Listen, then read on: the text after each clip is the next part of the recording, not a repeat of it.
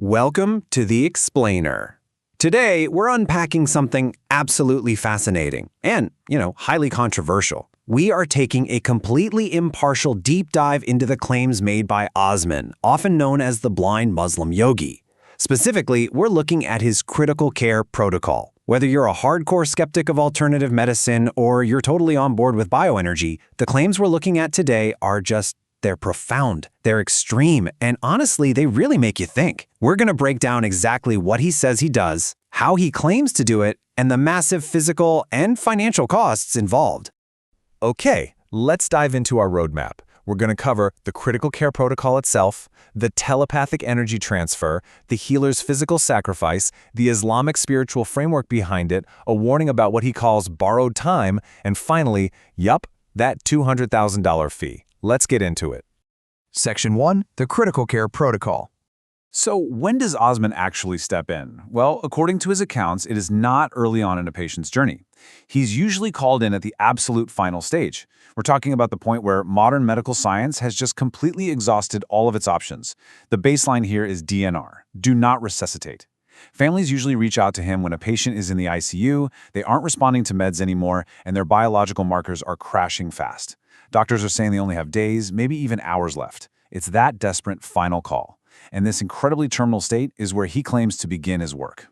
And here's where the claims get truly wild. Osman states that his success rate for bringing patients back from this terminal DNR state is close to 98%. Actually, he even notes that theoretically, because of his understanding of energy healing and his own high capacity, he expects it to be solidly above 90% every time. I mean, think about that. That is a massive, almost unbelievable statistical claim for people who are actively at the end of their lives. But, and this is a really big but, before we go any further, it's absolutely crucial to highlight a disclaimer straight from his own website. He is very, very clear about the boundaries here. He explicitly states that all natural therapies are not a replacement for qualified licensed medical treatment. He advises anyone with a medical condition to consult a licensed doctor in their area. So he's presenting his bioenergy work as a complementary alternative, right? Not a substitute for traditional medicine. Section 2. Telepathic Energy Transfer. Now, you might be wondering, how exactly does he treat these ICU patients, especially since they're often in entirely different countries and time is quite literally running out? Well, he claims it works through a rapid life force energy transfer. Picture this timeline. On day 1, he gets that emergency call, and since there's no time to hop on a flight, he drops whatever he's doing to send his energy telepathically across the world. Fast forward to day 5, and he claims the patient is no longer in a coma, they're awake, sitting up, talking, even eating. And by day 10, the patient is usually walking right out of the hospital doors. A 10-day turnaround for someone who is hours away from passing. It's pretty mind-blowing. Section 3. The healer's physical sacrifice. Now, what's really interesting about this next part is what actually happens to the healer himself during all this. Listen to his own words. He says, "I became bedridden for almost 2 weeks. I could not even walk to the toilet. I had to crawl. I could feel the thread of the last bit of my life." The stark reality he describes here is that it's not like waving a magic wand. He claims he's literally sacrificing his own life force energy to save the patient, leaving himself completely depleted and on the absolute brink of death. Breaking this down, the physical toll he describes is just devastating. It's a massive drain on his personal energy, regularly leaving him stuck in bed, so weak he literally has to crawl for up to 2 weeks. But maybe the most shocking claim of all? He believes there's an intrinsic link between these intense critical care sessions and the permanent loss of his own eyesight. He mentions that his vision started to go after one of these extreme sessions. It really suggests that pouring out so much energy might have cost him his sight instead of his life. Section 4. The Islamic spiritual framework. So you've got to ask yourself, why on earth would anyone willingly risk their own life, their health, and even their eyesight to do this for absolute strangers? Well, he points to a specific Quranic philosophy to explain his why.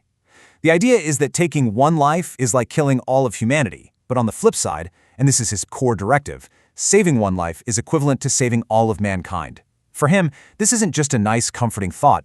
It's a strict spiritual mandate. It's what compels him to put himself in danger over and over again. I want to throw this ethical dilemma over to you for a second.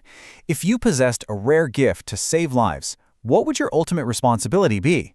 Osman firmly believes that having this rare talent, something so few people have, demands that he take these extreme risks. Looking at it through the lens of his faith, he feels this profound, non-negotiable obligation to act, simply because he has the capacity to do so. Section 5. the warning of borrowed time. Let's move on and see how this builds, because the story absolutely doesn't end when the patient walks out of the hospital on day 10. There's a massive catch. First off, the patient survives, sure, but they're surviving purely on borrowed cosmic energy channeled from the healer, not their own. Second, that borrowed energy has a hard expiration date. It wears off in about 6 to 12 months. And third, this is the big one. The fatal lifestyle habits that put the patient in the ICU in the first place, if they don't actively work within to change those habits and rebuild their own natural energy, they're going to face death all over again. This leads to a huge source of frustration for him. He says, they believe that it was by some miracle and not through my intervention. Generally, these people die within 6 to 12 months. He explains that people often just ghost him after they're discharged.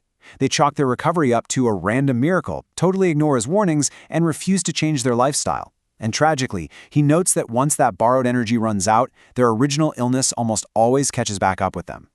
Section 6. The $200,000 V.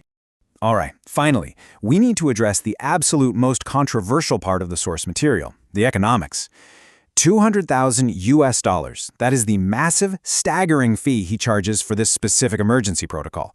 It's an astronomical number, no doubt, but he defends it by pointing out three main things: the insanely high demand for his limited time, the incalculable value of saving a human life, and of course, that severe, near-fatal physical sacrifice he endures. He flat out says he's not prepared to give up his own life for $200,000, but he views it as a fair exchange for the unique sacrifice he's making. He also justifies the price tag by putting it right up against traditional medical costs. On one hand, you have his non-invasive, natural energy fee of $200,000. On the other hand, you have the millions and millions of dollars families and insurance companies routinely spend on long ICU stays, trauma surgeries, and end-of-life care. From his perspective, when you look at what failing critical care costs the system, his fee is a reasonable reflection of the value he brings when everything else has completely fallen short. Which brings us to our final provocative thought for this explainer. When life literally hangs in the balance, how do we measure the true cost of survival? Today, we've unpacked an incredibly complex intersection: the outer limits of alternative healing claims, extreme personal sacrifice, and high-ticket medical pricing. It's a really challenging and fascinating set of claims that makes you rethink the boundaries of conventional medicine, the ethics of energy exchange, and exactly how far families will go for just one more day of life. Thank you so much for joining me on this explainer. Keep questioning, keep learning, and I'll catch you next time.